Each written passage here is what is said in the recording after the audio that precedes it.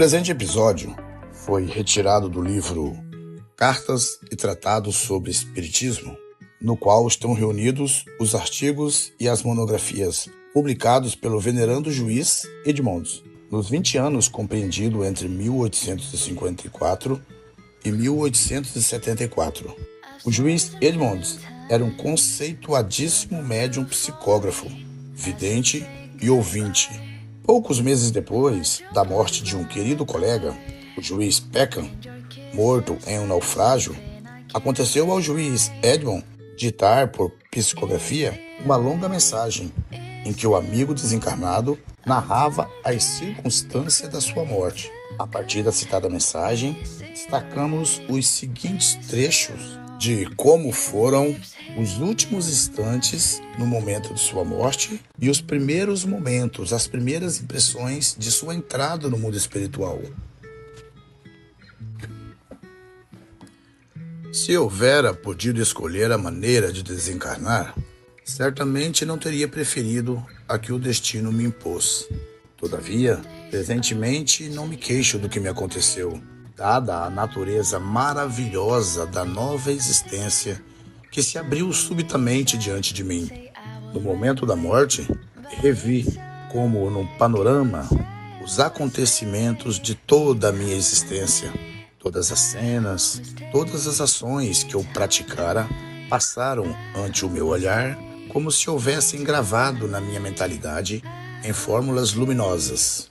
Nenhum só dos meus amigos, desde a minha infância até a morte, faltou à chamada. Na ocasião em que mergulhei no mar, tendo nos braços minha mulher, apareceram-me meu pai e minha mãe, e foi esta quem me tirou da água, mostrando uma energia cuja natureza só agora compreendo. Não me lembro de ter sofrido quando imergir nas águas. Não experimentei sensação alguma de medo, nem mesmo de frio ou de asfixia. Não me recordo de ter ouvido o barulho das ondas a se quebrarem sobre as nossas cabeças. Desprendi-me do corpo, quase sem me aperceber disso, e abraçado sempre a minha mulher, segui minha mãe, que viera para nos acolher e guiar. O primeiro sentimento penoso só me assaltou quando dirigiu o pensamento para meu caro irmão.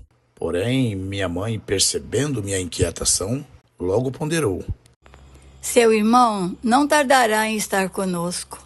A partir desse instante, todo o sentimento penoso desapareceu de meu espírito. Pensava na cena dramática que acabara de viver, unicamente confito de levar socorro aos meus companheiros de desgraça. Logo, entretanto, vi que estavam salvos das águas, do mesmo modo por que eu fora. Todos os objetos me pareciam tão reais à volta de mim que, se não fosse a presença de tantas pessoas que sabias morta, teria corrido para junto dos náufragos. Quis informar-te de tudo isso, a fim de que possas mandar uma palavra de consolação aos que imaginam, os que lhes são caros e que desapareceram comigo, sofreram agonias terríveis ao se verem presas da morte. Não há palavras que te possam descrever a felicidade que experimentei quando vi que vinham ao meu encontro, ora uma, ora outra das pessoas a quem mais amei na terra, e que todas acudiam a me dar as boas-vindas nas esferas dos imortais. Não tendo estado enfermo e não tendo sofrido, fácil me foi adaptar-me imediatamente às novas condições de existência. Com esta última observação, o espírito alude a uma circunstância que concorda com as informações cumulativas obtidas sobre o mesmo assunto por grande número de outras personalidades mediúnicas, isto é, que só nos casos excepcionais de mortes imprevistas, sem sofrimentos e combinada com o estado sereno da alma, é possível atravessar o espírito ao momento da desencarnação, sem haver necessidade de ficar submetido a um período mais ou menos longo de sono reparador. Ao contrário, nos casos de morte consecutiva à longa enfermidade em idade avançada, ou com a inteligência absorvida por preocupações mundanas, ou oprimida pelo terror da morte, ou ainda apenas, mais firmemente, convencida da aniquilação final, os espíritos estariam sujeitos a um período mais ou menos prolongado de inconsciência. Cumpre-se atente, além disso, no detalhe interessante de dizer o morto ter tido, no momento da morte, a visão panorâmica de todos os acontecimentos de sua existência. Sabe-se que este fenômeno é familiar aos psicólogos.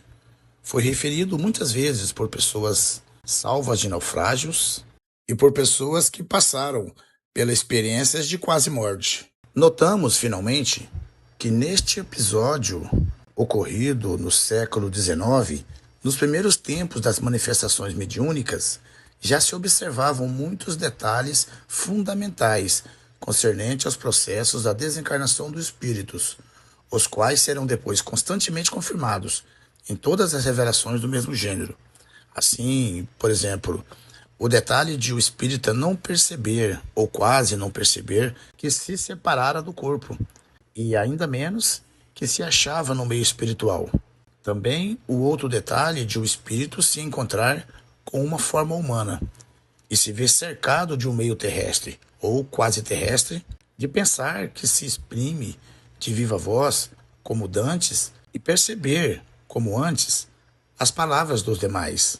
Assinalemos ainda outro detalhe, o de achar o espírito desencarnado, ao chegar ao limiar da nova existência, para o acolherem e guiarem outros espíritos de mortos, que são geralmente seus parentes mais próximos, mas que também pode ser seus mais caros amigos ou os guias espirituais.